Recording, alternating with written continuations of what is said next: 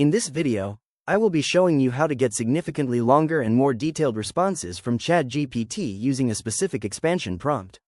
I'll start by clicking into the message bar and typing a request for a thorough explanation of how regular exercise affects mental health. Once I hit send, ChatGPT takes a moment to think and then provides a well-structured summary covering the basics of mood, stress, and sleep. This initial response provides a solid foundation with several helpful citations, but I want to dive much deeper into the nuances of the topic. To achieve this, I'm going to type a follow-up prompt asking the model to expand on every single point it just made while adding research context and practical applications. I'll explicitly ask for a response that is at least 3 times longer than the original so it feels like a comprehensive guide rather than a simple summary. As the model starts generating the new content, you can see it building out a massive, multi-part resource. The final result is an incredibly detailed guide containing 21 distinct sections that cover everything from biological brain changes to social connection and sleep hygiene.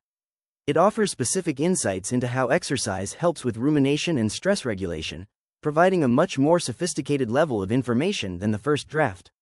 By using this simple expansion technique, I can transform a standard answer into a professional-grade deep dive that is both practical and academically robust.